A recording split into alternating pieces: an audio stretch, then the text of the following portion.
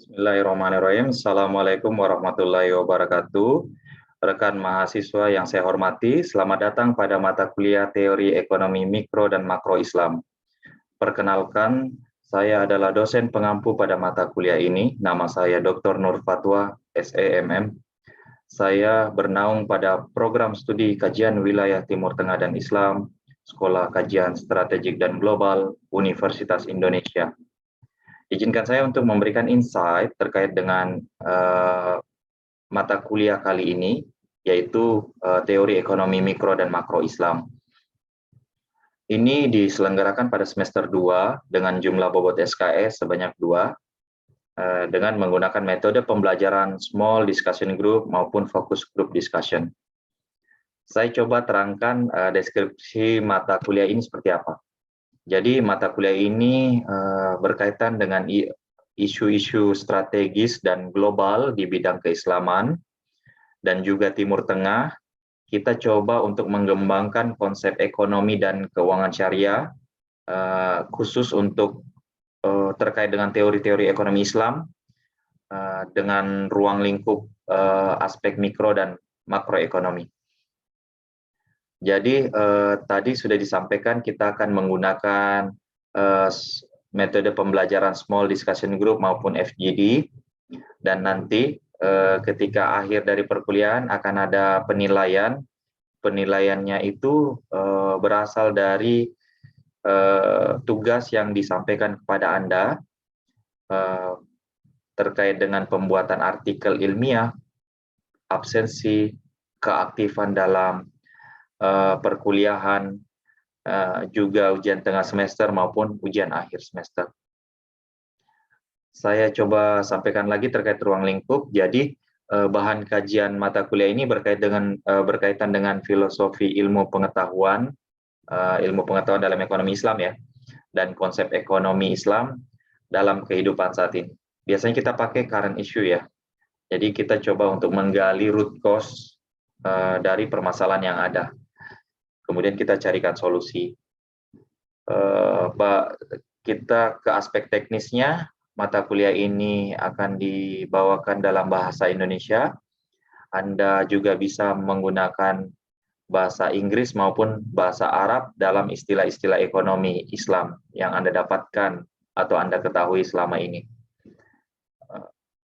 Baik, rekan mahasiswa yang saya hormati, bila ada pertanyaan dalam setiap pembelajaran, Anda langsung diperbolehkan untuk chat di room chat, atau Anda bisa juga menggunakan aplikasi untuk bertanya dalam Zoom, atau juga bisa langsung menyampaikan secara langsung kepada saya. Terkait dengan teknisnya lagi, saya akan mau menjelaskan capaian pembelajaran mata kuliah yang kita sering sebut CPMK. Jadi, setelah selesai perkuliahan, rekan mahasiswa diharapkan mampu menerapkan konsep ekonomi dan keuangan syariah. Selain itu juga bisa mengkaji secara kritis terkait dengan konsep ekonomi dan keuangan Islam yang ada saat ini. Kita juga menyasar sub CPMK atau kemampuan pada akhir tahap pembelajaran. Diharapkan ketika rekan mahasiswa kalian menyelesaikan mata kuliah ini, Anda mampu menjelaskan konsep ekonomi konvensional dan ekonomi Islam, juga mampu menerapkan riset pendekatan integratif antara ekonomi konvensional, ekonomi Islam. Ini kedua ekonomi, konsep ini bisa diintegrasikan dan bisa diketahui akar permasalahan, karena ekonomi Islam kita lagi sementara mengembangkannya. Jadi kita melihat kedua konsep ini. Kemudian kita mampu mengembangkan teori ekonomi dan keuangan syariah. Nanti teman-teman ketika lulus mata kuliah ini diharapkan juga sudah bisa memberikan insight dalam suatu diskusi terkait dengan teori ekonomi, keuangan syariah pada berbagai sektor ekonomi dan keuangan.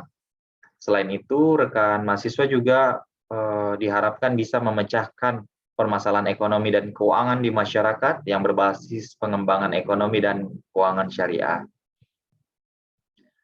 Baik, saya beralih ke rencana pembelajaran setiap minggunya. Untuk minggu pertama, rekan mahasiswa diharapkan mampu menerapkan riset dengan pendekatan integratif antara ekonomi konvensional maupun ekonomi Islam. Perbandingan ya, komparatif.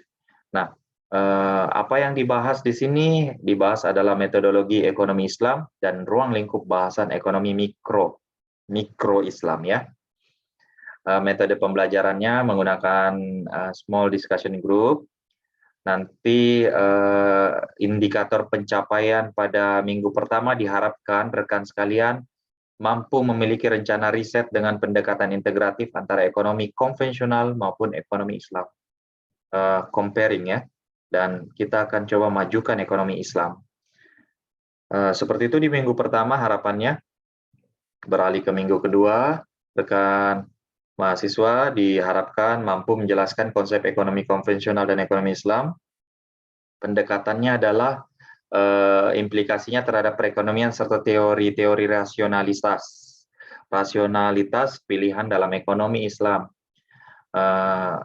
Kegiatannya berupa small discussion group dan diharapkan rekan sekalian mampu menjelaskan setelah selesai minggu kedua ya, diharapkan mampu menjelaskan konsep kepemilikan dalam Islam dan teori rasionalitas dalam ekonomi Islam. Nah, kemudian pada pertemuan minggu ketiga, ini kita akan masuk pada aplikasi teori ekonomi dan keuangan syariah, berbagai sektor ekonomi dan keuangan, tapi lebih spesifik kepada konsumsi dalam perspektif Islam.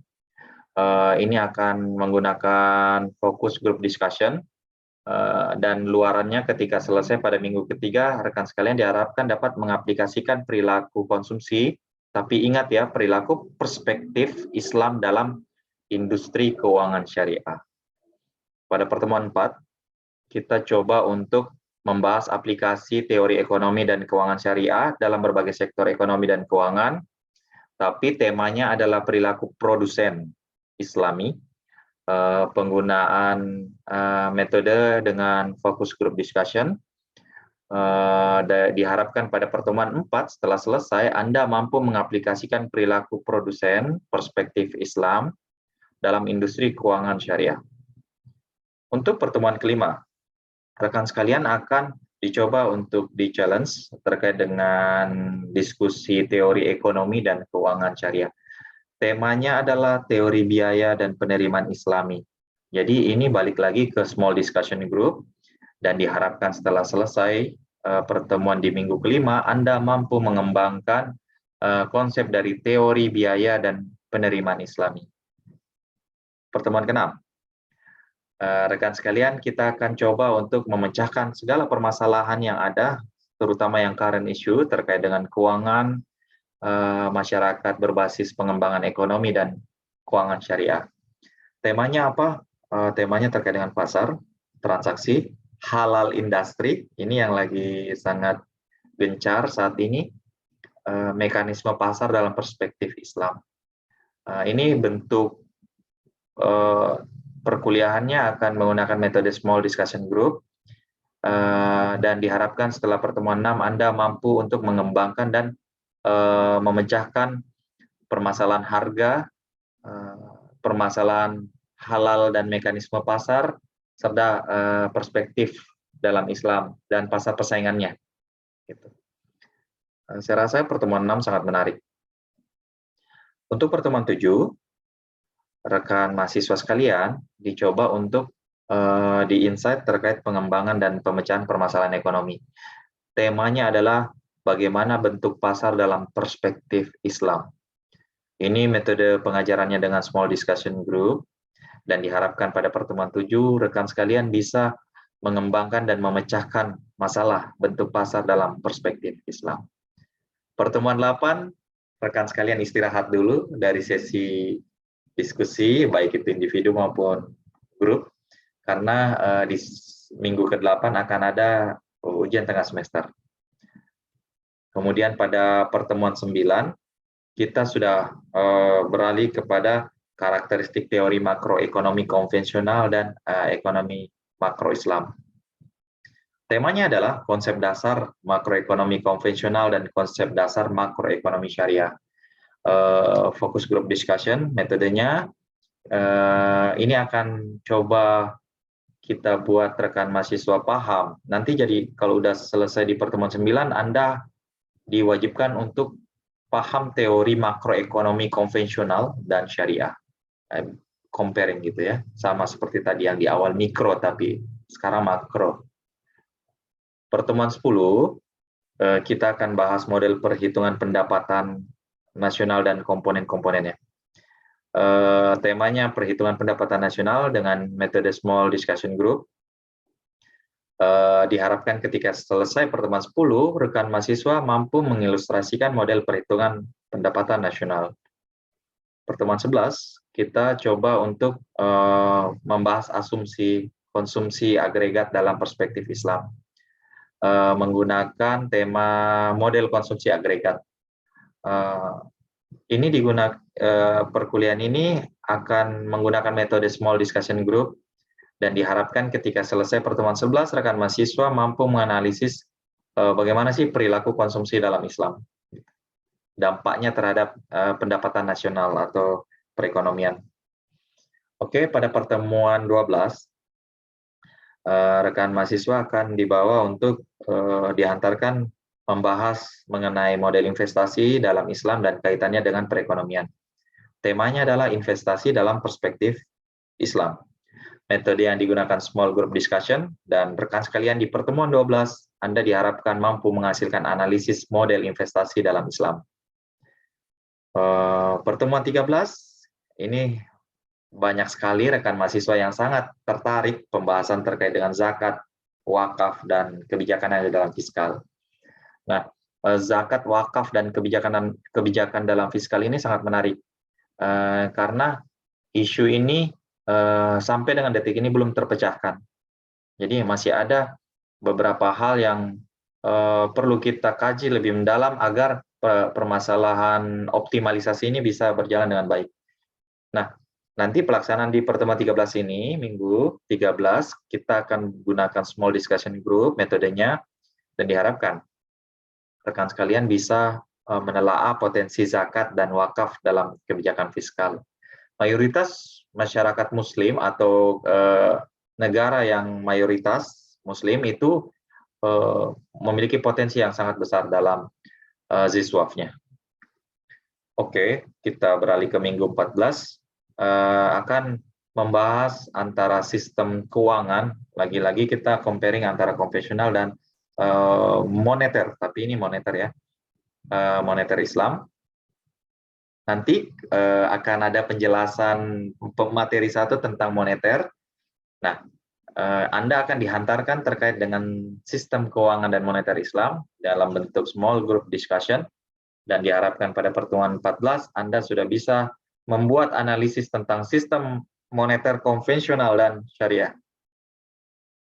Oke, pertemuan 15, di minggu 15, rekan sekalian dicoba untuk berdiskusi terkait dengan model makroekonomi konvensional dan syariah, termasuk nih ya, isu-isu yang penting dalam perekonomian makro konvensional dan syariah. Di sini karena secara keseluruhan maka temanya adalah Capita Selecta, menggunakan small discussion group, dan yang teman-teman harus pahami dalam pertemuan 15 setelah selesai adalah bagaimana Anda bisa membandingkan karakteristik serta dampak terhadap perekonomian secara umum antara model ekonomi konvensional dan model ekonomi syariah. Dan pertemuan 16 adalah pertemuan terakhir, yaitu ujian akhir semester. Ini akan ada orientasi, latihan, maupun umpan balik. Silakan Anda aktif dalam setiap perkuliahan yang ada di setiap minggunya. Rancangan tugas. Saya beralih untuk informasi rancangan tugas dan latihan. Jadi teman-teman di beberapa minggu akan ada penugasan terkait pembuatan artikel dan submit ke jurnalnya. Kemudian ada pendampingan juga terkait dengan diskusi tema. Nanti luarannya adalah makalah dan PowerPoint. Kemudian yang paling utama adalah final output pemahaman, capaian pembelajaran. Kriteria penilaian ini yang sangat sering menjadi pertanyaan rekan mahasiswa sekalian. Bagaimana sih evaluasi hasil pembelajaran? Untuk evaluasi itu terdiri dari makalah presentasi, keaktifan diskusi, UTS, maupun UAS. Nah, bobotnya adalah, kalau makalah itu bobotnya sekitar 25%, keaktifan diskusi 15%, UTS 30%, UAS 30%, sehingga bobot evaluasi adalah 100%. Kalau Anda mau mendapatkan nilai 90, berarti Anda harus mempresentasikan materi dengan bahasa Indonesia yang tepat, penjelasan yang bisa dipahami, dan menguasai materi. Tapi kalau mau nilai range 60 sampai 69 aja cukup. Jadi rekan-rekan sekalian hanya mempresentasikan materi dengan penjelasan yang dapat dipahami. Udah. Nah, silakan Anda melihat potensi Anda dari sisi rubrik evaluasi penilaian ini. Kemudian daftar rujukan, kita menggunakan seluruh kajian yang terkait dengan ekonomi mikro dan makro Islam. Tapi bila kajian utamanya ada, kita menggunakan buku dari Nurul Huda et al., salah satu dosen kita, yang mengampu juga mata kuliah ekonomi makro Islam, dengan judul Pendekatan Teoritis dari Prenada Jakarta. Itu bisa jadi rujukan di samping jurnal-jurnal yang kita download untuk direview. Dan book chapter, baik itu dalam negeri maupun luar negeri, terakreditasi maupun tidak terakreditasi. Tidak diperkenankan untuk menggunakan rujukan berasal dari Blogspot atau yang setara dengan itu. Oke, baik. Izinkan saya untuk menginsight Anda terkait perbedaan antara permasalahan ekonomi makro, mikro, menggunakan konsep Islam dan konvensional. Secara singkat, saya akan membuat Anda untuk memanggil lagi pemahaman Anda atau merecall lagi pengetahuan. Kalau berbicara ekonomi syariah, berarti mikro, makro harus berjalan beriringan, ya, tumbuh bersama gitu, diiringi. Makro diiringi mikro. Kemudian yang paling penting adalah dicapai dengan memperhatikan 5 indeks mukosid syariah, yang terdiri dari memelihara agama, memelihara darah nyawa, akal, keturunan maupun harta. Kalau kita lihat konvensional sangat berbeda sekali karena keduanya berjalan tidak beriringan. Makro silahkan dengan targetnya, mikro silahkan dengan targetnya. Jadi kalau diterjemahkan itu di level makro itu necessary, tapi belum tentu bermanfaat sufficient terhadap masyarakat di level mikro. Itu perbedaan dari ekonomi syariah dan konvensional. Sehingga dari sini kita juga bisa lihat kalau pembahasan terkait dengan ilmu ekonomi makro, berarti aktivitas ekonomi negara kan yang dibahas, itu akan ngomong tentang khususnya terkait dengan sektor moneter, ini mentionnya moneter ya. Jadi kita akan berbicara tentang peran uang, nominal price, dan peran pemerintah dan otoritas. Sementara kalau kita bicara ilmu ekonomi mikro, berarti kita lagi ngomong aktivitas ekonomi individu yang ada kaitannya dengan harga relatif pendapatan. Mari kita fokus dulu di makro terkait dengan moneternya. Kita akan ngomong stabilitas moneter, kebijakan stabilitas moneter makro yang terdiri dari kebijakan moneter. Kalau rekan-rekan sekalian baru mendengarkan kebijakan moneter itu apa sih sebenarnya? Itu adalah bagaimana kebijakan untuk memulihkan instabilitas dalam kegiatan perekonomian.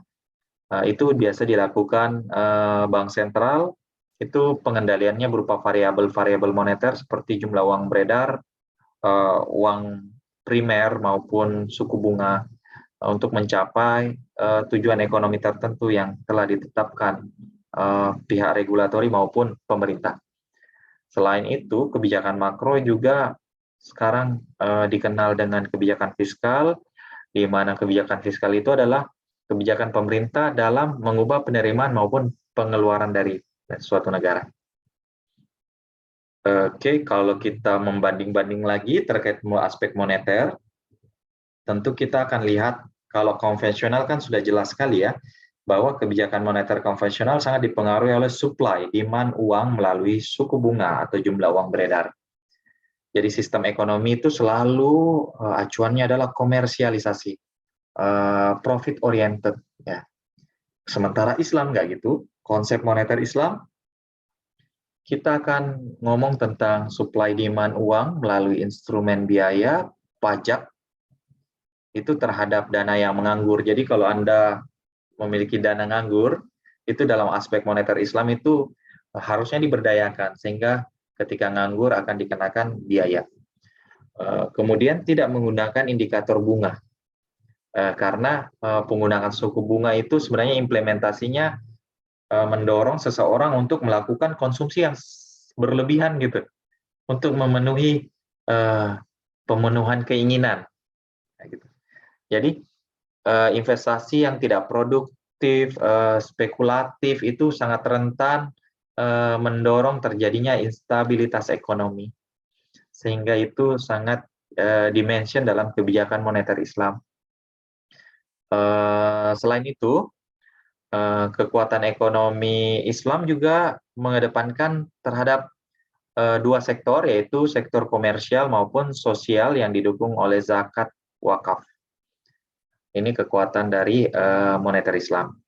Dan yang terakhir, sesuai dengan hadis dan Al-Quran, kita menjalankan semua aktivitas di kehidupan ini, dalam khususnya ekonomi, itu akan ingin mencapai maslahah universal utility. Kekuatan sektor sosial dalam ekonomi Islam itu untuk menjaga stabilitas, bukan hanya seperti di konvensional, yaitu profit oriented. Dan ketika kita berbicara level makro, level moneter, kita akan mengacu pada tolak ukur stabilitas moneter. Yang pertama, kita akan berbicara terkait dengan jumlah uang beredar, dua laju inflasi yang berpotensi meningkat setiap tahun atau fluktuatif. Kita akan dihadapkan juga dengan poin 3, yaitu rigidnya tingkat suku bunga. Yang indikator keempat adalah nilai tukar rupiah yang selalu melemah kalau lokusnya Indonesia. Dan yang terakhir adalah ekspektasi masyarakat yang terlalu berlebihan. Nah, ini tolak ukur stabilitas moneter ini juga sangat dipengaruhi oleh instabilitas yang berasal dari eksternal maupun domestik. Kalau Anda agak bingung, eksternal yang mana sih? Eksternal itu ketidakpastian global gitu, yang terjadi di sana tapi dampaknya di sini. Contoh, pandemi COVID-19, disruption of global supply of chain, apalagi ya, geopolitical, trade war, Brexit. Itu terjadi jauh tapi berpengaruh. Ada juga permasalahan ekonomi makro terdampak permasalahan domestik. Nah, domestik ini lebih mengarah kayak kebijakan untuk penurunan suku bunga acuan. Dampak-dampaknya terhadap level di dalam domestik kita. Itu dinamika perekonomiannya, karena sekarang sebenarnya semua masih mencoba untuk keluar dari permasalahan rendahnya produktivitas atau jalur perdagangan yang belum stabil secara maksimal. Ini kita lagi mau mendorong pertumbuhan ekonomi. Terkait dengan permasalahan, jadi dalam perkuliahan kali ini, mikro makro Islam, kita coba untuk menyelesaikan permasalahan ekonomi makro dengan konsep Islam. Tapi kita juga ngintip bagaimana sih konvensional dalam menyelesaikan permasalahan. Contoh, permasalahannya satu, nilai tukar. Nah, kalau kita lihat di konsep ekonomi Islam kan, motifnya itu kan memegang uang hanya untuk transaksi. Jadi kalau kita punya uang, berarti untuk transaksi gitu. Investasi juga bisa. Karena nilai tukar cenderung itu tidak akan terlalu fluktuatif.